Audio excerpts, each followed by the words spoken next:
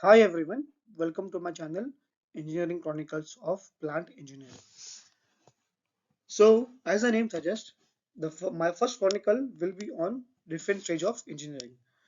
So, taking this as a first video just to make sure that we all know what are the stages which we do in a plant engineering. So, these are the three steps which is required for any project to complete an engineering design. Let it be any project. It can be a chemical, it can be a petrochemical, it can be a oil and gas, it can be specialty chemical, or any industrial project. So basic three steps which we define to make sure that our engineering of the plant is very well done and it is very well defined. So moving ahead with the front end engineering design, which is also called as FEED. So in this stage of engineering, we make sure that project is a go or no go, or we make sure the investor's money is a very well spent. So first step of this stage is preliminary design basis, or it can also be called as basis of design. Here we document the principle, assumptions, criteria, consideration used for calculation, and decision required for various design. So next is feasibility study. So feasibility study is usually a study where we make sure that project is okay or we can move ahead with it. For example, if it's a greenfield project and we have purchased a land, so we make sure that that land is sufficient for our new project. What if it is not sufficient? So we give a report saying that this land is not feasible for our new greenfield project, or we want to buy this much area of a land. So next is, if it's a brownfield project, what is the feasibility study? For example, if you want to change an equipment, so that equipment is feasible to change or it is not feasible to change. What are different criteria? What are the requirement? The sizes it can come. So all this will be done in this stage of engineering. So second is process alternative evaluation summary. So here usually we develop a host of options to choose from while looking for a particular product or a solution, and we make sure we move ahead with the correct evaluation process summary. So next is preliminary process flow diagram. So here in this we can also define BFDs, which is called as block flow diagram. But if we develop PFD here, we can make sure the next process is very much easier. For example, if we defined a PFD, it will be easy for us to make sure that we have a major list of process equipment. The next what we are going to do is preliminary process simulation and heat and material balances. So here it is not required that we do all the simulation together. We just take the major simulation, we define what is the required sizes and what are the required utilities. So for utility requirement, we should have the heat and mass balance. So list of major process equipment will we can take it from the PFDs. And preliminary summary of raw materials. So what is preliminary summary of raw material? So for example, what are the raw materials you are going to use, from where you're going to purchase, where you're going to store, what is the storage capacity of raw material, what is the storage capacity of use of the final product. So we will define this in this summary. And preliminary summary of utility requirement. So what are the utilities required? We require steam, we require thermic fluid, we require cooling water, do we require chill water, do we require brine, depending upon the process summary evaluation. So what are the utilities which is required, and basic sizes which we have defined in the heat balances. So basic size what is required, that we will define over here. And depending upon all the above which we have discussed, we will come to a preliminary capex, which is capital investment cost, and also we can come to a preliminary operating cost estimate. This cost or this capital investment will be plus or minus 30%. And we also define preliminary risk summary. So hence we have defined major things in this stage. That is the reason which I have said, in this stage of engineering we can make sure that investor that this project is a go or no go. So moving ahead with the next stage of engineering, which is called as basic engineering. So the first step to define in basic engineering is called as project scope summary. This project scope summary can also be called as feed report. Whatever we have done in the previous stage of engineering, in the previous feed, so all this we will compile and make a scope which will be easy for the next to next step. So in this we will define what is project all about and what is the utility required. All this thing we will put it in a compiled report which we call as project scope summary. The process design basis and criteria. So process design, in the earlier stage we have evaluated various option or various process design, and we will come to a conclusion that one of this process is a optimal design for our project. And taking that we will do the next stage of the next engineering based on that report, and we will define the final PFD, which is process flow diagrams, and we will do process simulation and heat and metal balances. In the earlier stage we have done preliminary. Here we make sure we have a final simulation which can be done in the various software, and one of that software is Aspen HYSYS. We define the heat balance and we define the mass balance, and we give process description. Next is utility balance or utility requirement. Since we are sure that we have done simulations in this stage, so we can make sure what are the utilities which can be coming in this project. And we also prepare UFDs, which is also called as utilities flow diagram. We make material selection diagram. What are the materials required for our product, for our equipment. For example, if we have taken a condenser or we have taken a column, so depending upon the heat, depending upon the internal operating, internal pressure, internal temperature, or design pressure, design temperature, or external pressure also. So all these things, keeping all this mind, we will select a proper material for this equipment. If it's a corrosive material, we will definitely move ahead with the anti-corrosive plate. For example, it can be SS 30304, 316. It can be duplex. It can be cladded. It can be coated inside with a glass or PTFE line. So all these things we will define, and we will make final list of process equipment. We will prepare hydraulic design report. So we have PFD, we have equipment list. So based on that, we will prepare hydraulic design reports. For hydraulic design report, we also required plant layout. That will also be preparing in this stage.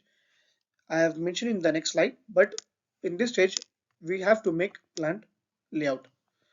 And we also prepare a preliminary PID. And based on the preliminary PID, we'll prepare piping list, we'll prepare tie-in list, and we'll also prepare instrument index and IO list. So we'll also have electrical load list and cable schedule.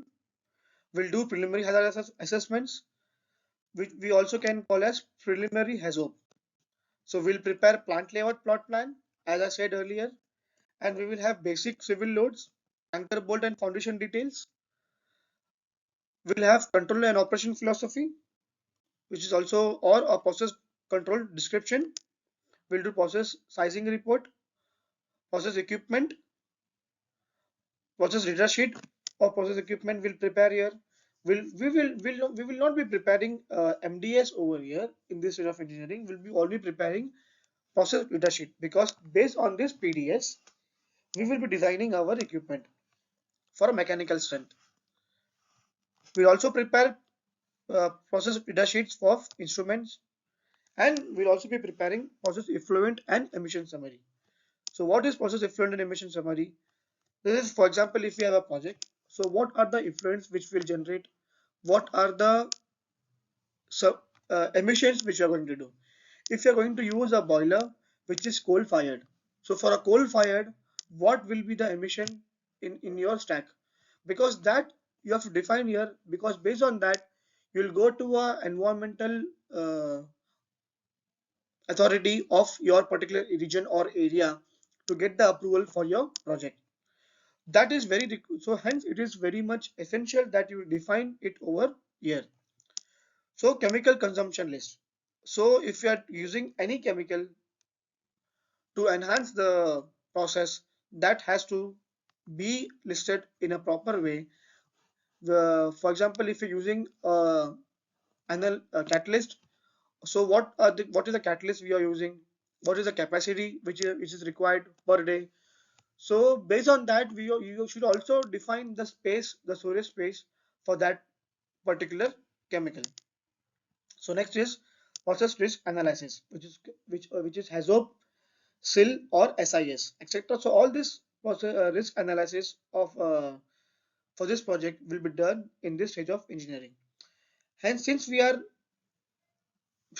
made sure that our project is in a good shape, so our final cost estimate in this stage of engineering will come to plus or minus 10%.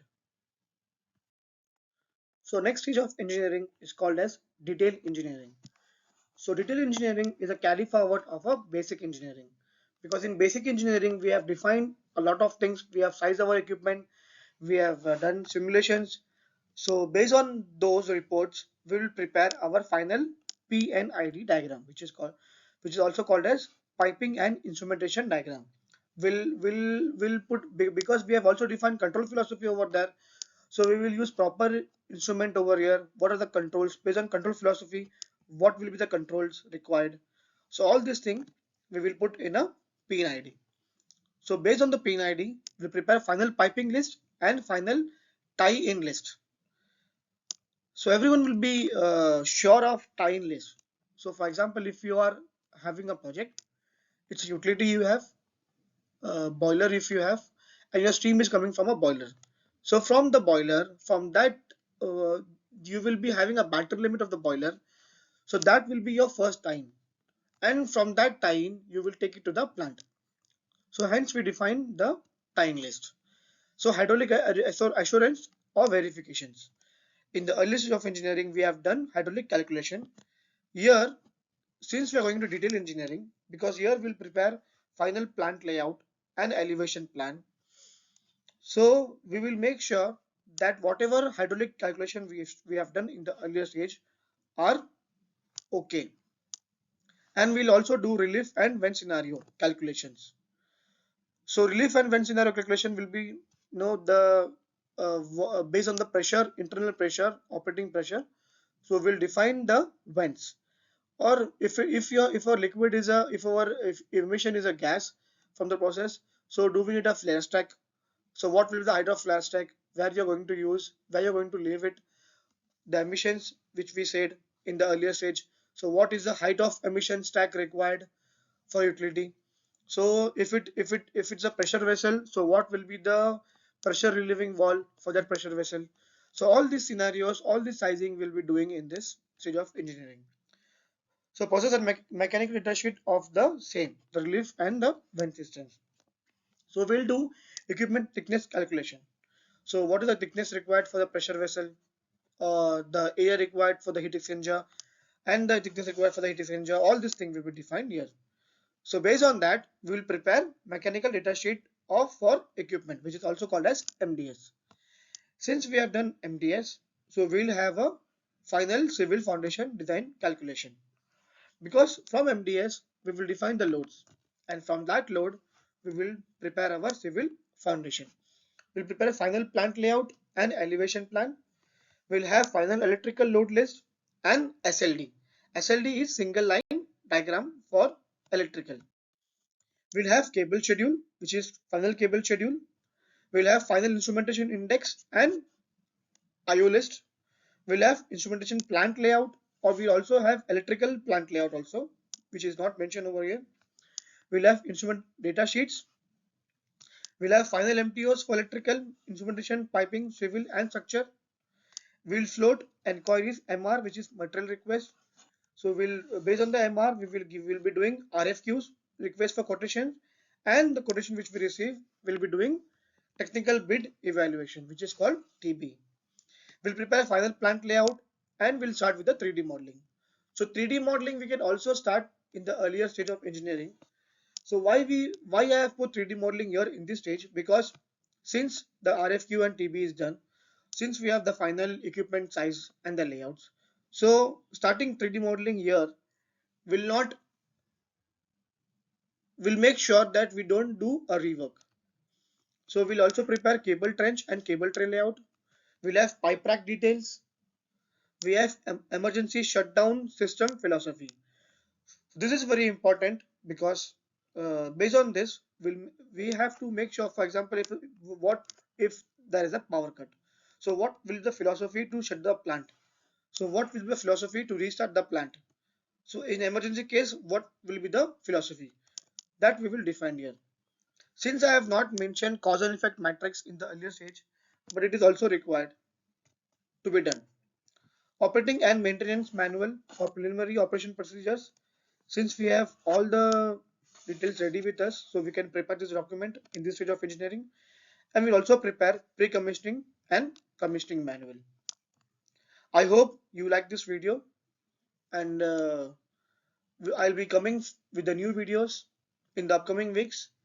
And I hate to see this three word. Please like, subscribe, and share. Thank you.